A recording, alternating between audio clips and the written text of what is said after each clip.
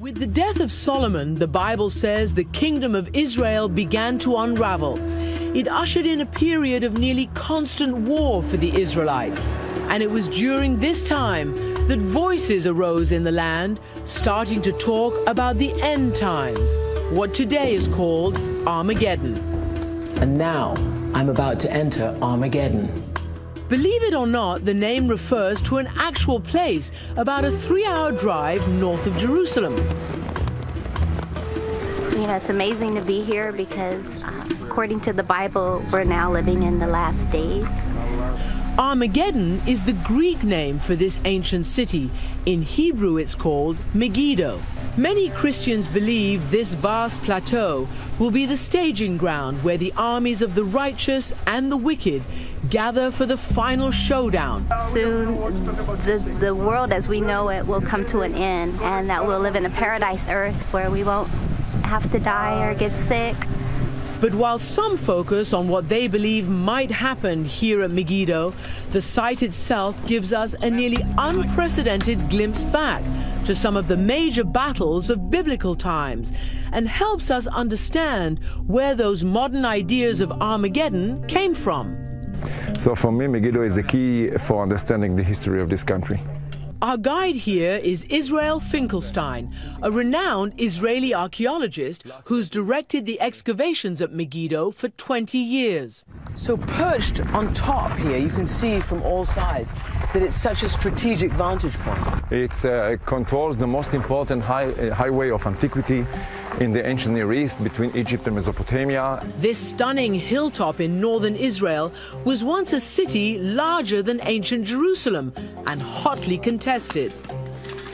These young, eager students laboring in the summer heat unearth history every day.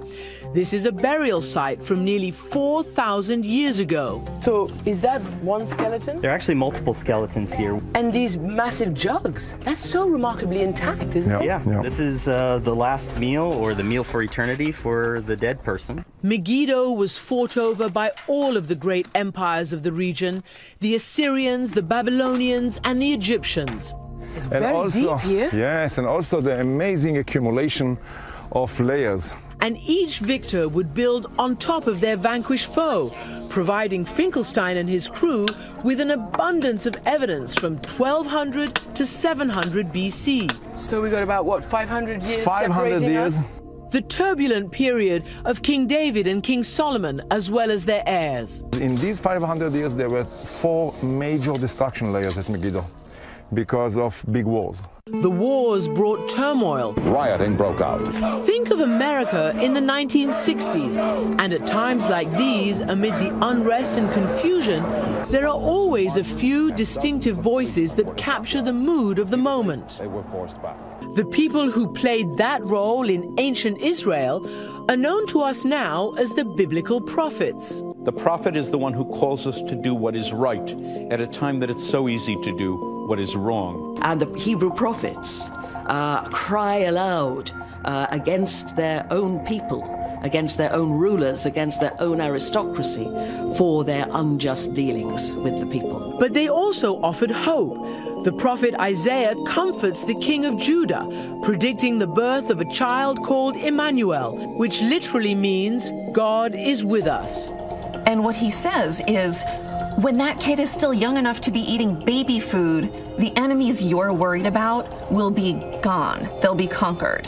A couple of centuries later, the Gospel of Matthew picks up that prophecy in Isaiah. But it's unlikely that Isaiah intended his prophecies to hold such meaning even centuries later, much less in our own day. People didn't write down and pass on the stories of their families and their people in order for a bunch of Americans a couple thousand years later to learn about their own worlds. But prophets also spoke of a day when the Lord would make a new covenant. The temple would be rebuilt, and the land would be ruled by a righteous leader, a figure who came to be referred to as the Messiah, God's anointed one. This is a cemetery outside the walls of the old city of Jerusalem. In fact, this is a valley filled with cemeteries, Jewish, Christian, and Muslim, all lying side by side in death, because they all believe that the words of the prophets will be fulfilled, that the Messiah will come to this very valley, and they all want to be first in line when he raises the righteous from the dead. The valley, called the Kidron, is the final scene of that final fiery battle between good and evil, accompanied by a mass resurrection of souls who'll be gathered into God's army. And half a world away in Kansas City, Missouri, we went to meet some American Christians who are ready to enlist now. So our search has brought us to a strip mall in the Bible Belt, to a building that's called IHOP, which frankly most Americans would associate with pancakes. But they're not focused on breakfast at this IHOP. This is the International House of Prayer.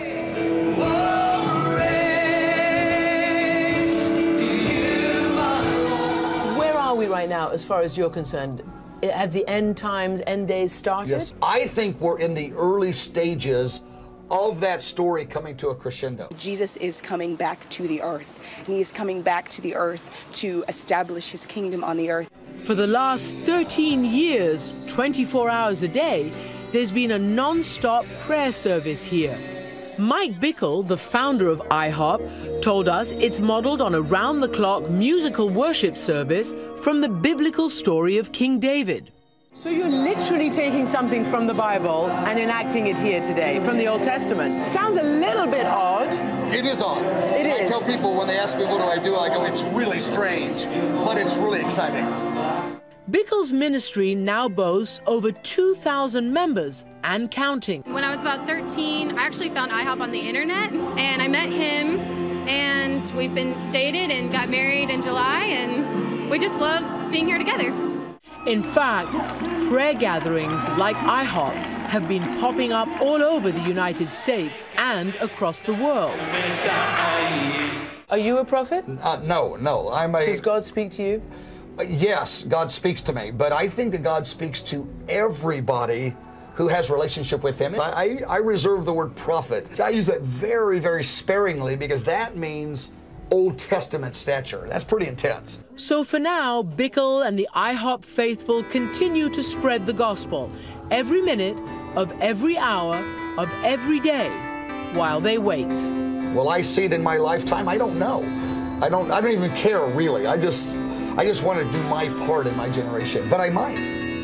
They are a controversial ministry, and critics say they prey on vulnerable people with words never intended to be used in this way. But at the very least, they are living proof that the words of the prophets themselves remain as controversial as they were in their own day.